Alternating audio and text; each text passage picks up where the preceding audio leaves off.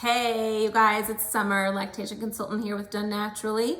Again, more on weaning. So what I want to talk with this one is tips and tricks for weaning from breastfeeding and what breastfeeding looks like if we are breastfeeding beyond that year. So what it looks like to breastfeed an older baby or a toddler. So first, let's talk about tips and tricks. It's always good to go gently and slowly. Better for you as a mom, emotionally, but also for your breasts, and then better emotionally for the baby too. If we have to do more active, fast weaning, then you absolutely want to talk with your lactation consultant and get a good plan going, because that is not ideal, but can be done. So make sure you talk with your LC. So if we're talking about an older baby that is nearing that year mark, they might be 9 to 12 months old and we're doing some weaning off of some breastfeeding sessions, or they're older than one. It's great to use distraction. So a lot of times the first breastfeedings to go are the ones where they're too excited and they just want to get going on the day. So sometimes those first wake up mornings, they just want to get out and play and walk and practice running and doing all that stuff. Those are great ones. So if you sit down in your usual place to breastfeed and they're kind of acting like they don't want to, that's a good one to just maybe try not sitting in that specific place. So the distraction can be picking the baby up when they've woken up and going to an entirely new place, a new setting, a new routine. And then they just don't ask for it. Don't offer, don't refuse is what La Leche League talks about as far as weaning. So what that means is you don't offer the breast, but you also never refuse if they request it. And that can put you more in line with, rather than routinely breastfeeding just because this is your schedule, breastfeeding because we're meeting the baby's specific needs at that age. Again, there's a lot of freedom in breastfeeding past 1 year because there's no minimum. There doesn't have to be a certain many times that the baby is breastfeeding in a day. It's just, I hate to say bonus round because the benefit of breastfeeding past a year is pretty humongous.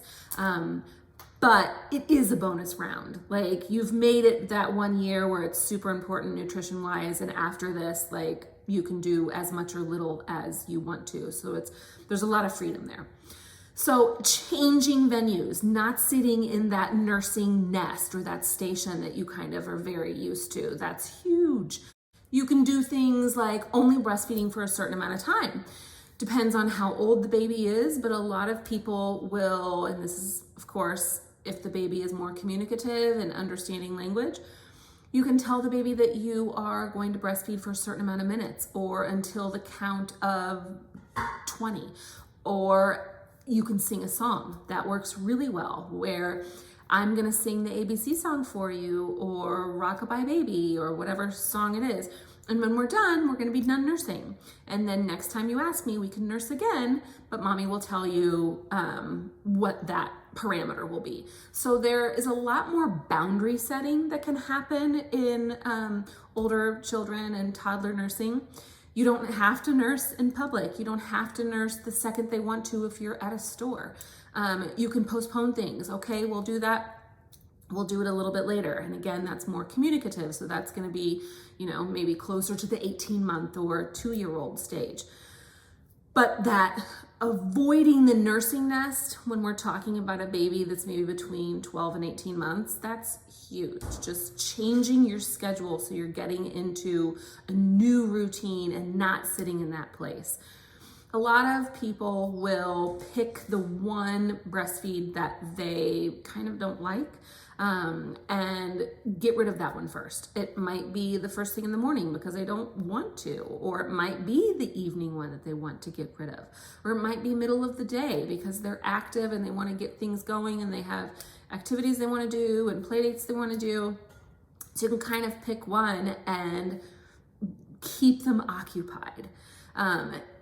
If you want to do more of like a weaning from breastfeeding where you stop breastfeeding and offer bottles instead, then you would just pump less time and offer smaller and smaller amounts of milk in place of breastfeeding. And for some people, they like the control of that, where they're seeing the volume and able to just reduce pumping minutes, which can be, again, you have a little more control over that than with breastfeeding. So it just depends on your personality.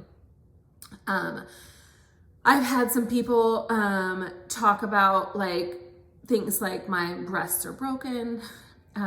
It's not usually one of the things we recommend to like break the trust, but everything works differently for everybody. So, you know, it really depends on you. I've had some moms talk about how they put Band-Aids on their nipples. That confuses the baby. Again, that might be a little bit of breach of the trust, but if you can navigate it, that's great. I had one mother that had an older baby, and she talked about those nipple covers. They're like those silicone nipple covers that you wear like under a dress, and you put those on and it still looks like skin. And so there wasn't a nipple left anymore. So there's some things like that. We certainly don't recommend like putting spices or jalapeno juice or anything like that, or cayenne pepper on your nipples. That is not a good idea.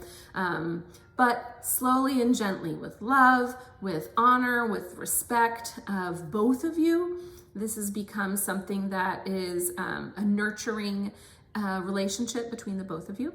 And there isn't an upper limit to breastfeeding, that at some point, one of you outgrows it.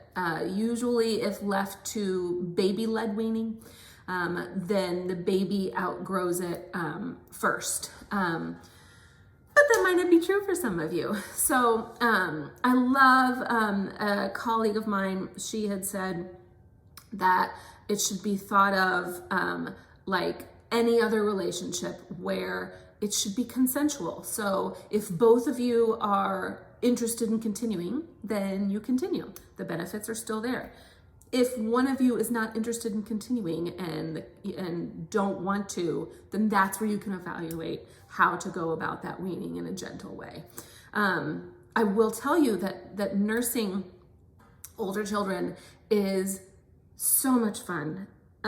It becomes something that really is a quick fix to all the toddler problems, the tantrums, the scabby knees, the just fussier day, the overwhelming from preschool or play dates or things like that. It tends to fix it.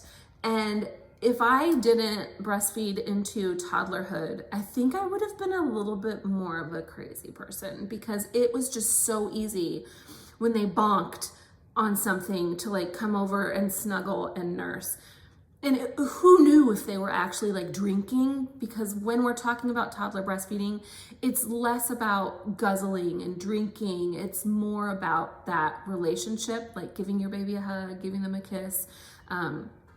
And just that's the way that they see it. And that's what helps them recover and bounce back. So it definitely was a huge tool in my toolbox of parenting that made my parenting journey very easy.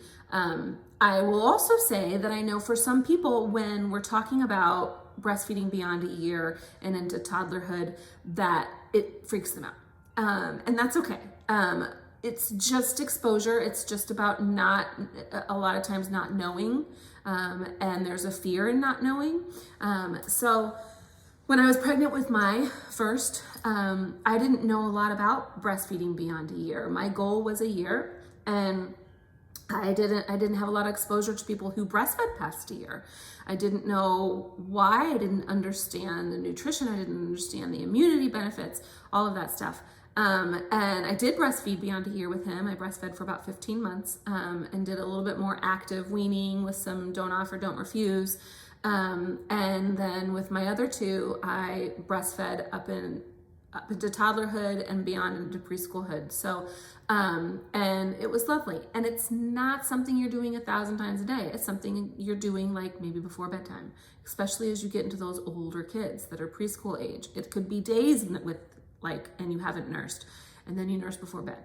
So it's not about the volume there. And again, there's a whole lot of freedom there, and it becomes a wonderful parenting tool when you have an exploratory toddler who is constantly bonking themselves. So I hope that gives you a little bit of a picture. I could talk about this for quite a long time, but I like my videos to be short and bite-sized, so I will stop, and hope that gave you a little insight. And congratulations, give me a thumbs up if you like, subscribe, and I will see you guys another day. Bye-bye.